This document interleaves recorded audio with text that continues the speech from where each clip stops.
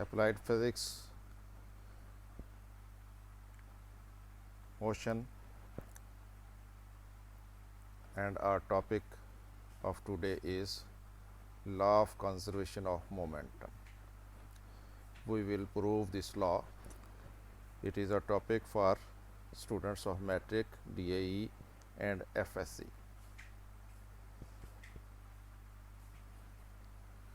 Law of Conservation of Momentum statement: in the absence of an unbalanced external force, the total momentum of a system of colliding bodies remains constant in a particular direction. If we have a system of bodies which is a system of colliding bodies, then if there is no unbalanced external force acting on this system, then the total momentum of the system will remain constant in a particular direction. It means that in x along x-axis or along y-axis in any particular direction, if we consider, it will remain constant. This is the statement of law of conservation of momentum. Law of conservation of momentum can also be stated as the total momentum of an isolated system of interacting bodies remains constant in a particular direction.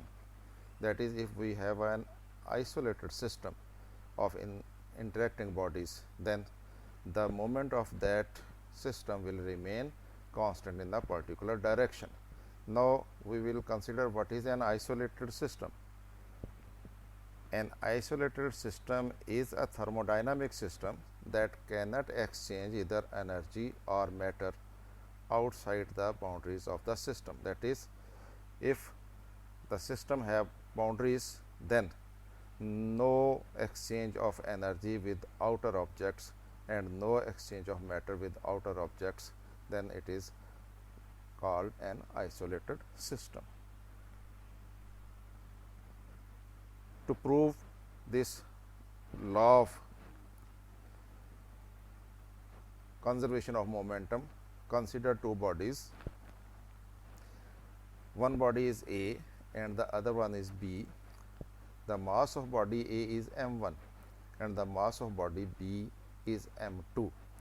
A is moving with the velocity of u1 and B is moving with velocity u2.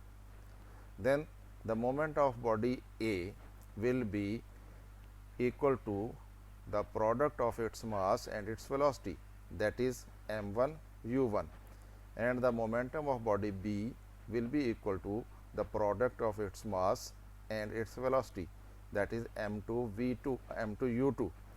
So, total momentum of the system will be the addition of the momentum of body A and the body B, that is total momentum of the system before collision. If the bodies are not still collided, then it is equal to m1 u1 plus m2 u2, that is the moment of the system before collision.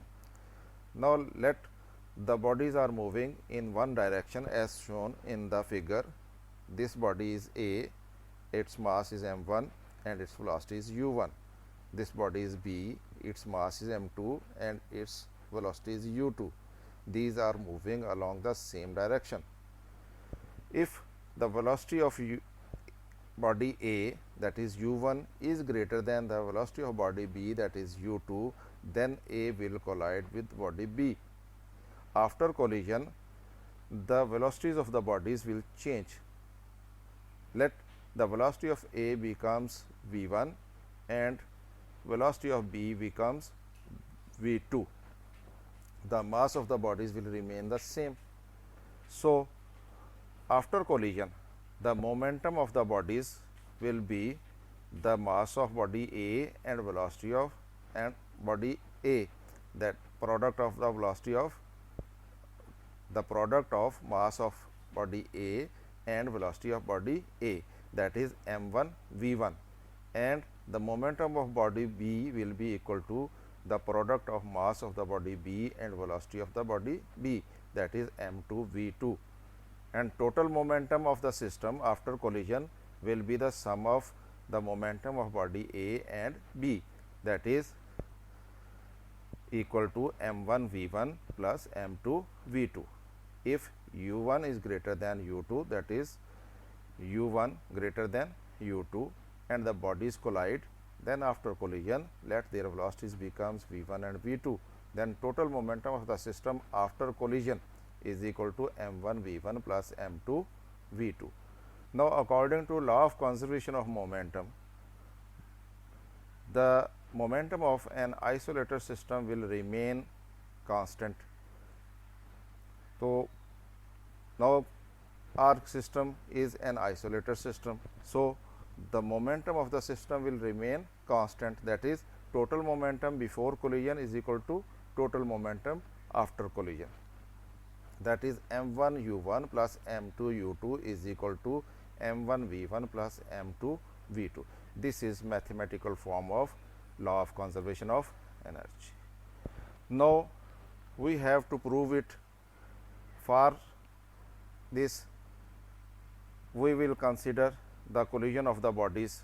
During collision, the two bodies exert equal and opposite forces on each other according to Newton's third law of motion. We know that the force acting on the body is equal to the rate of change of momentum of the body, that is F is equal to delta P over delta T. So total force acting on body A by body B, we will take it Fa is equal to final momentum of body A minus initial momentum of body A. This will give the change in momentum of body A divided by delta T, that is rate of change of momentum. Total force acting on body B by A, we will take it Fb, that will be equal to the final momentum of body B minus initial momentum of body B, that is change in the momentum of the body B divided by delta T, the time in which that change occurs. So we have Fa and Fb. These are the forces acting on body A and body B while they collide with each other. These forces will be equal in magnitude but opposite in direction. According to Newton's third law of motion, action and reaction are equal but opposite in direction. So we will apply this law. According to Newton's third law of motion, Fa is equal to minus Fb.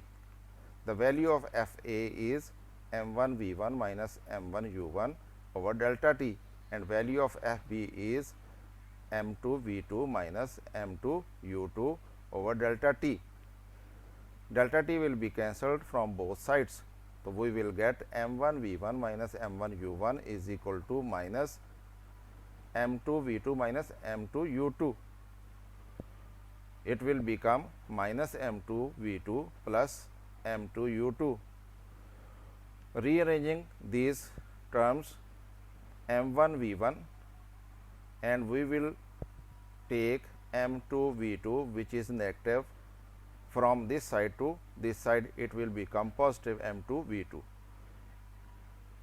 On this side we have m2 u2 and we will take minus m1 u1 to this side, it will become positive m1 u1 plus m2 u2. So m1 u1 plus m2 u2 is equal to m1 v1 plus m2 v2.